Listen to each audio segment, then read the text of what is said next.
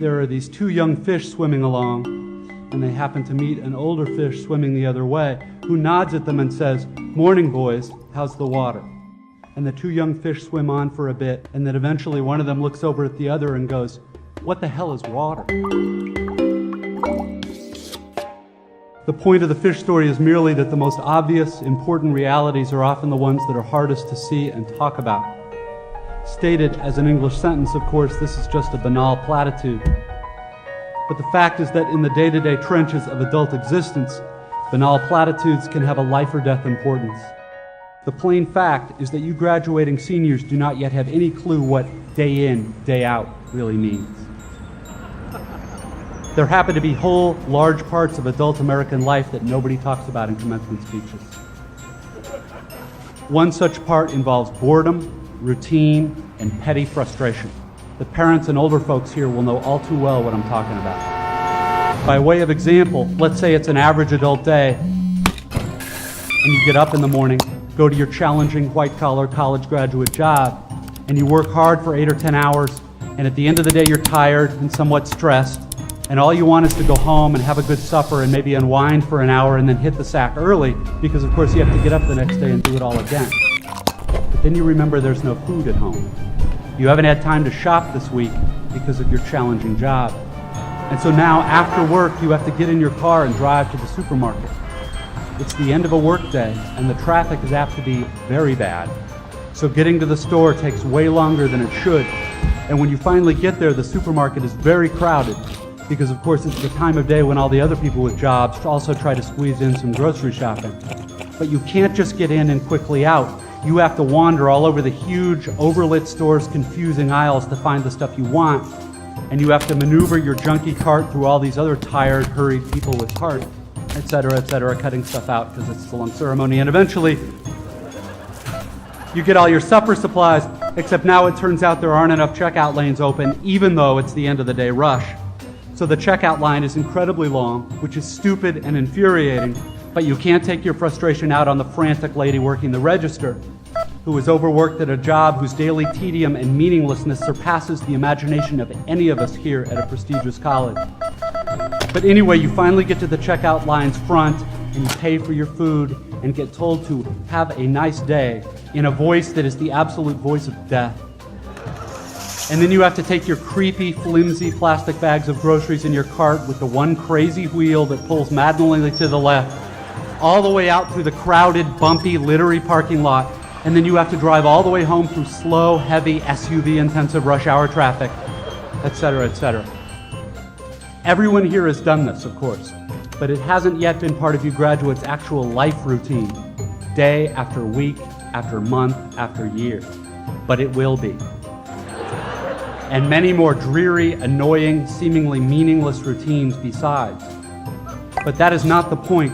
The point is that petty, frustrating crap like this is exactly where the work of choosing is going to come in.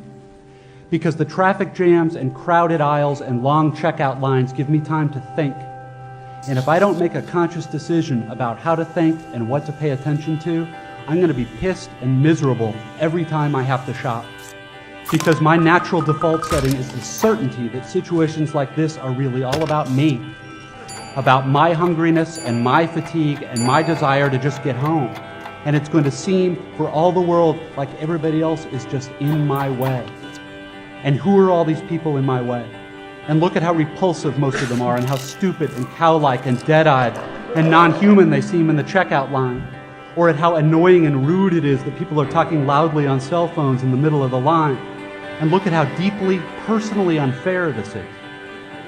If I choose to think this way in the store and on the freeway, fine. Lots of us do. Except thinking this way tends to be so easy and automatic that it doesn't have to be a choice. It is my natural default setting.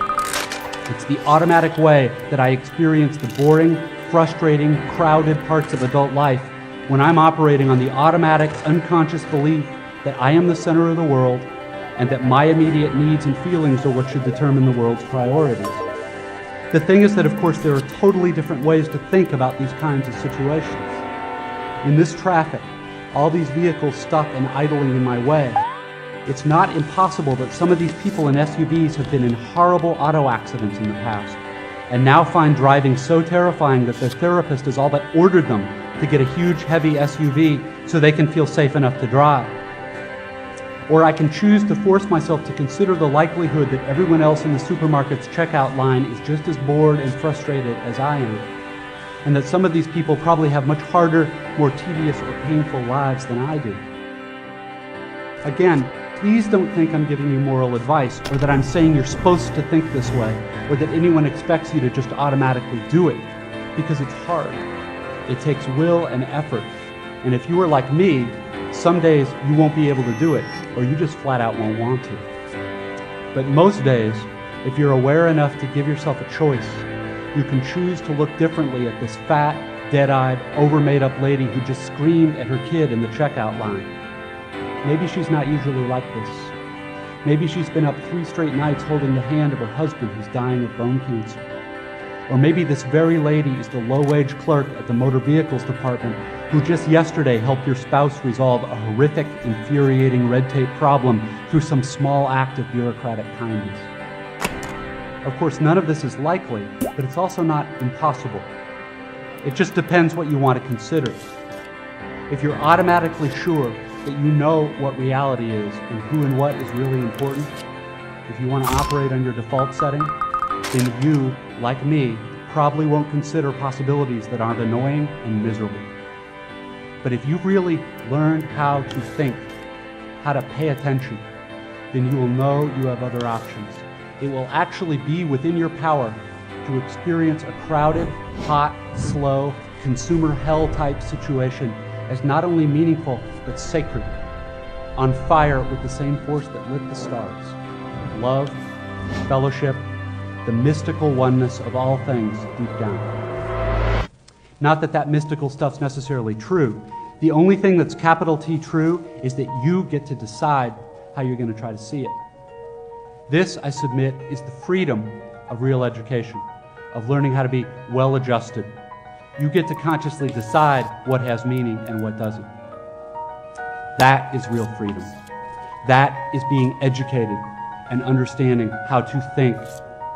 The alternative is unconsciousness, the default setting, the rat race, the constant gnawing sense of having had and lost some infinite thing.